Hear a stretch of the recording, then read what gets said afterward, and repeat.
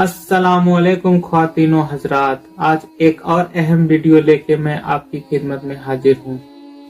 दोस्तों, शेख अहमद यासीन ने कभी कहा था कि जब हम छोटे थे कि समझते थे कि यहूदी फिलिस्तीन पे कब्जा किए हुए हैं, लेकिन जब बड़े हुए तो हमें पता चला कि सिर्फ फिलिस्तीन पर नहीं, यहूदी पूरे अरब पर कब्जा किए हुए हैं।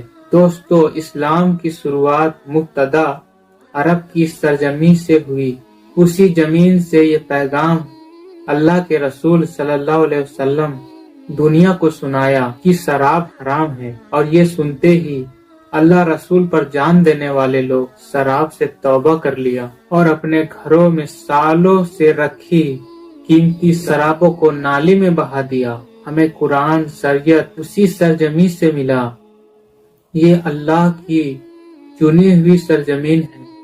इमामुल अंबिया हुजूर पाक सल्लल्लाहु अलैहि वसल्लम उसी सरजमीन में पैदा हुए। लेकिन अब तो लगने लगा है कि अरबों ने अपना किबला और खुदा बदल लिया है। अब उन्होंने अमेरिका और इजराइल की तरफ रुख कर लिया है। बहरहाल, जब बात निकल गई है तो बहुत दूर तक जाएगी, तो हम यहीं पे रुकते हैं और टॉपिक पर आते हैं। अरबों में शराब का चलन कोई नई बात नहीं है। जमाने जाहिलियत में शराब और अरब का चोली दामन का साथ रहा है। सालों तक वो शराब को स्टोर किया करते थे, जमा करते थे। जिसके पास जितना ज्यादा पुराना शराब वो उतना ज्यादा बड़ा और इज्जतदार और मेहमान नवाज समझा जाता था। समझ लीजिए, उस टाइम शराब को भी एक तरह का खुदा ही समझा जाता था। लेकिन वो जमाने जाहिलियत की बात है। लेकिन जब हुजूर पाक सल्लल्लाहु अलैहि वसल्लम अल्लाह का हुक्म सुनाया कि शराब हराम कर दी गई है, तो सहाबाए कराम अपनी पुरानी से पुरानी शराब और कीमती शराब को मक्का की गलियों में पानियों की तरह बहा दिए। और जैसे जैसे हुजूर पाक सल्लल्लाहु अलैहि वसल्लम और सहाबाए कराम के मुबारक दिन से लोग दूर होते जा रहे हैं और कयामत के करीब आते जा रहे हैं, वैसे वैसे शराब कहीं न कहीं और किसी न किसी तरीके से परोसी जाती रही है, सऊदी अरब में भी। लेकिन अब बाकायदा ऐलान कर दिया गया है कि सऊदी अरब में भी शराब खाने खोले जाएंगे। इस फैसले से दुनिया भर के मुसलमानों में बेचैनी है, लेकिन इस बेचैनी से कुछ होने वाला नहीं है कि 2030 तक ऐसी बेचैन करने वाली बहुत सारी चीजें और खबरें सऊदी अरब से आने वाली है। तैयार रहें, क्योंकि सऊदी में जो प्रिंस बैठा है लॉस वेगा बना के ही छोड़ेगा।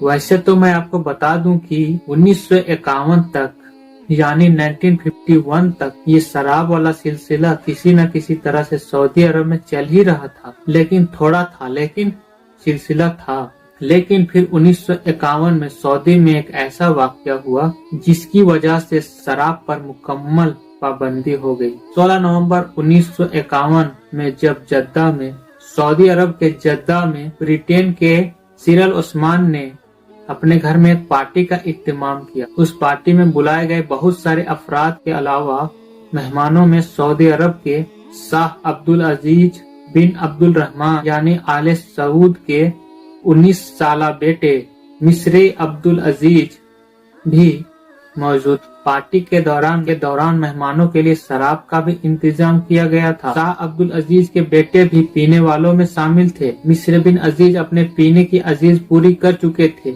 लेकिन उनकी जिद थी कि वो और पीना चाह रहे थे। उन्हें एक और ड्रिंक यानी जाम दिया जाए। उन्हें तलब हो रही थी और पीने की। लेकिन ब्रिटेन के जो सफीर थे उस्मान ने जाम देने से इनकार कर दिया। इस इनकार के बाद मिस्र बिन अजीज वहां से निकल के अपने घर तो चले गए, लेकिन थोड़ी देर के बाद वो फिर वापस आए और उनके पास एक पिस्टल थी। शराब के नशे में मिस्री बिन अब्दुल अजीज ने उन्हें जाम देने से इनकार किया था। उन्होंने उससे गोली मार। उन्होंने ब्रिटेन के सफीर पर गोली दाग दी और वो तुरंत हलाक हो गए। मिस्री बिन अब्दुल अजीज पर कत्ल का मुकदमा चला और उन पर इल्जाम साबित हो गया, लेकिन उनका आले सऊद से ताल्लुक होने की वजह से सजाए मौत देने की जगह उम्र कैद की सजा हुई। और शाह सऊद के ही दौर में उन्हें रिहा भी कर दिया गया। और कत्ल का वाकया, मर्डर का वाकया 1951 में, इस वाकये के बाद यानी एक साल के बाद 1952 में 1952 यानी 1952 में शाह अब्दुल अजीज ने सऊदी अरब में यानी कि पूरे सऊदी अरब में अल्कोहल यानी शराब पर पूरी तरह से पाबंदी लगा दिया।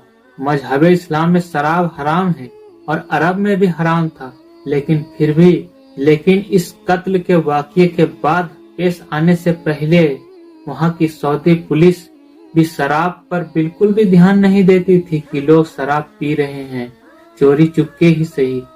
वहां के पुलिस शराब वाले मामले को बिल्कुल नजरअंदाज किया करते थे। शराब पूरी तरह से बैन थी, फिर भी लोग वहां पीते थे। खरीद फरोख्त पर पूरी तरह से पाबंदी 1952 में ही इस वाकये के बाद ही लगाई गई। लेकिन ये वाकये के बिल्कुल 71 साल बाद सऊदी हुक्काम ने कहा सऊदी के ही रियाद में शराब फरोख्त की दुकान खोलेंगे।